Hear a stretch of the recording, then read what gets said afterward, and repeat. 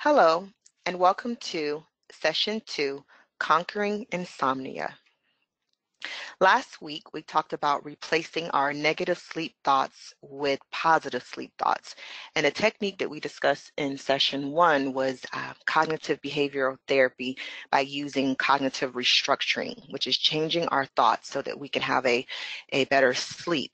We discussed that when we have negative thoughts going into bed, that triggers the stress response. And by doing that, instead of allowing us to relax, we actually end up staying awake.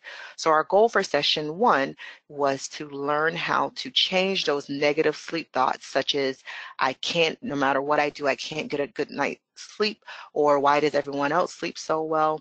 We were going to change those negative sleep thoughts into positive sleep thoughts. For today's session, we are going to learn some sleep scheduling techniques. And so basically, we're going to learn how to create a positive association between the bed and sleep. And for those of us who are using medications to help us sleep, we're also going to learn how to learn some sleep medication tapering techniques. So I would like to introduce you to William and Todd. William is that individual that he could have a cup of coffee right before bed. The kids could be screaming in the background. He could have had a stressful day at work.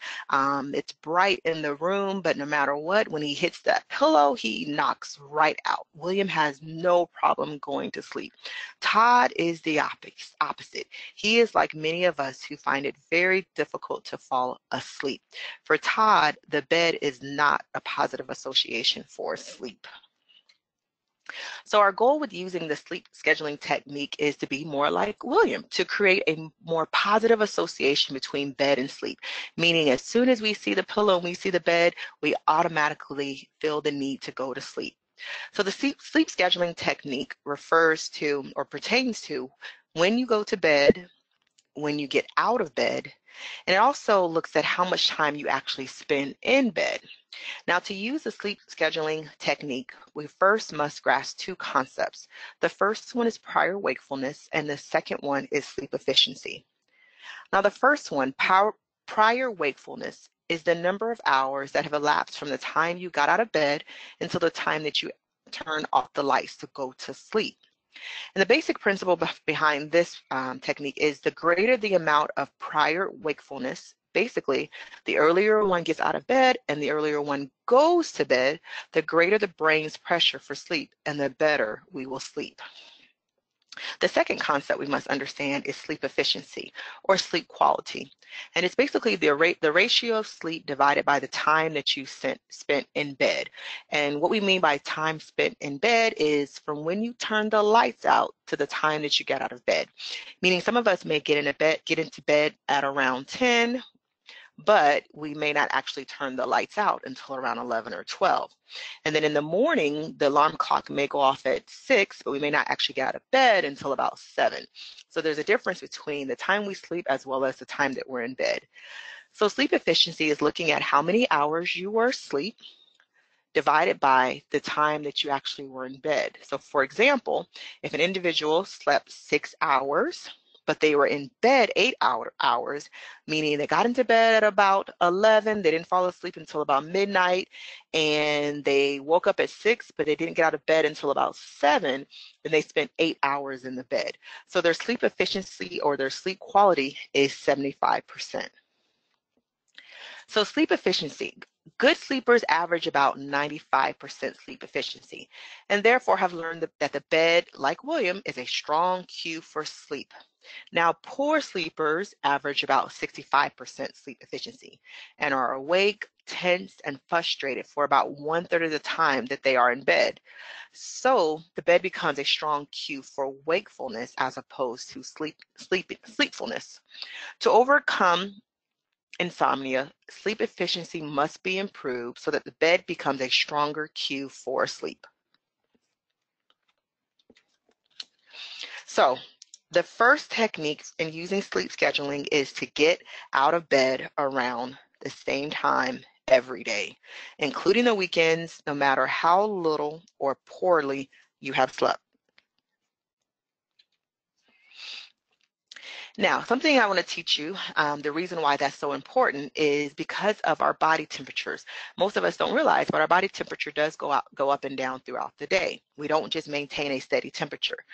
We are most alert and active when our body temperature is the highest, and that usually occurs in the late mornings as well as in the late evenings. And then we tend to grow sleepier and less active as our body temperature declines at night, with the strongest desire for sleep occurring at around 3 a.m., 3:30 a.m. Even after sleep loss, we feel more alert as our body temperature rises. So when we sleep in on the weekends, or we sleep in late, or we stay in bed after a bad night of sleep, this actually contributes to insomnia because you delay that rise and fall in your body temperature. And if the elevation is delayed a few hours in the morning, meaning you stay in the bed a few hours, the drop in your body temperature in the evening will also be delayed, making it difficult for you to fall asleep. So you'll actually be falling asleep a lot later. Also, not only does sleeping in on the weekends affect your body temperature, but it also affects prior wakefulness, which reduces the pressure for us to go to sleep. So some of us may find it difficult to get up on the weekends because we don't have to rush off to work or to appointment. So what we can do is pair it with something that we find enjoyable. So whether it's having your morning meditation or your morning devotion or worship, whether it's reading the newspaper or going to walk the dog. But if you find something that you enjoy, you might be more apt to get up and do it. And also, if you have a poor night's sleep, but you just feel like you just have to sleep in, then limit yourself to just 1 extra hour only, and expose yourself to sunlight as soon as you get out of bed. This will help your body temperature to quickly rise. And then in the evening, delay your bedtime that night. So rule number 2 is to reduce your time in bed so that it more closely matches the amount of sleep you are averaging at night. Reduce your time in bed so that it more closely matches the amount of sleep that you are averaging per night. So going to bed early actually makes insomnia worse. Number one, it contributes to anxiety and negative sleep thoughts because you're in bed, tossing and turning, wondering why you're not falling asleep. That causes the stress response. Once again, anxiety sets in and you will not be able to go to sleep. It also reduces prior wakefulness. So what we're going to discuss is the maximum allowable time in bed. So what you're going to do is basically add 1 hour to your average sleep time. So for example, if you're keeping a sleep diary and it indicates that you're averaging about 5 hours of sleep, however, you're spending 8 hours in bed, well, then your goal would be to reduce your time in bed to more closely match how much time you're actually sleeping. So around 5.5 hours. You do not want to restrict the time in bed to less than 5.5 hours. As we learned in session 1, that is considered our core sleep, and we don't want to have less than 5.5 hours. So how do I determine my earliest allowable bedtime? Well, this is what you're going to do. You start from your desired wake up time. So for example, let's say you want to get up at 6 a.m. and then you subtract it from the maximum allowable time that you're in bed. So if your goal, if you only sleep, say 5 hours a night, but you're in bed 8 hours and you're trying to improve your sleep efficiency or your sleep quality, then your goal is to match the 6 hours that you're in bed to the 6 hours that you're sleeping. So that would mean if you're planning on getting up at 6 a.m., that would mean that you're not going to bed until midnight. Now that may sound unreasonable and it may sound very difficult, but this is a technique that you can use to help you get better sleep at night. And it is temporary. It's not something that you'll be doing from now on.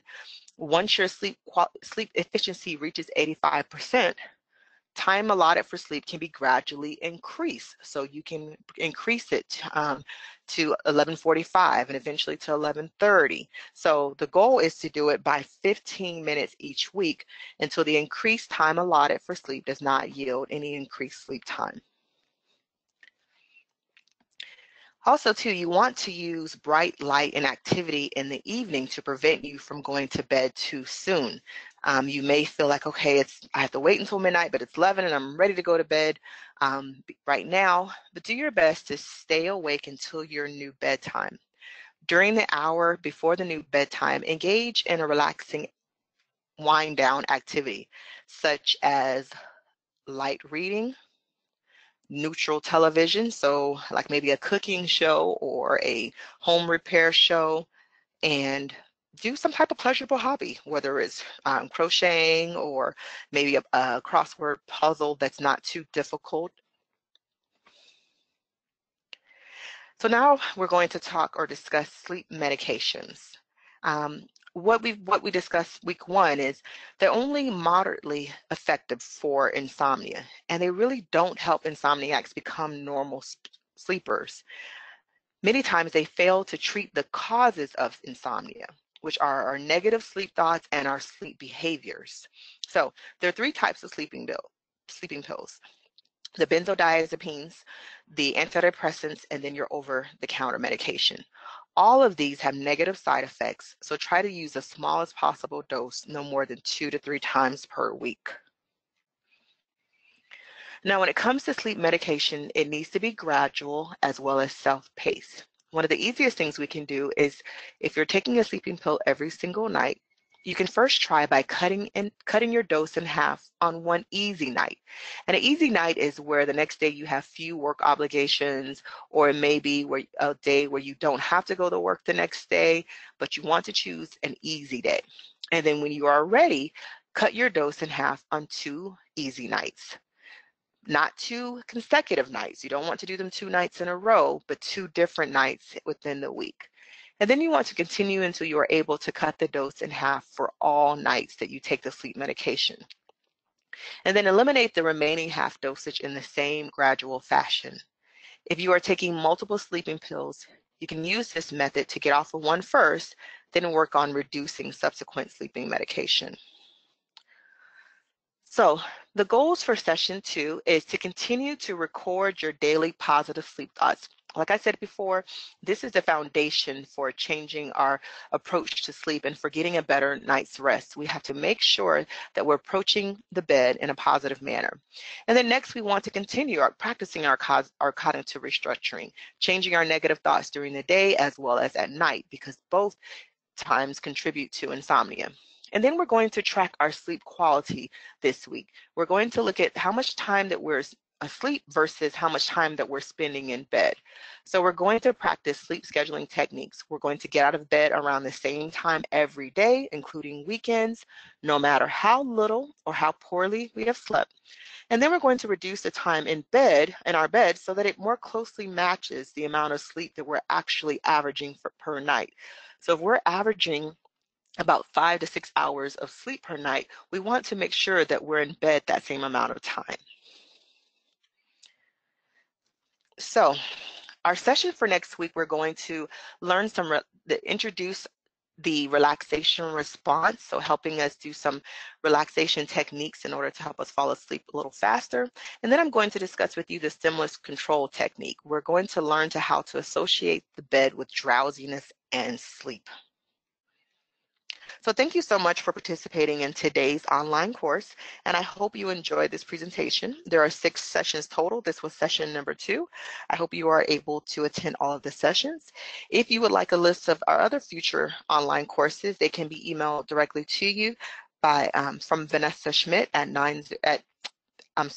you can email her or you can call her at 909-335-4131. Thank you and have a great day.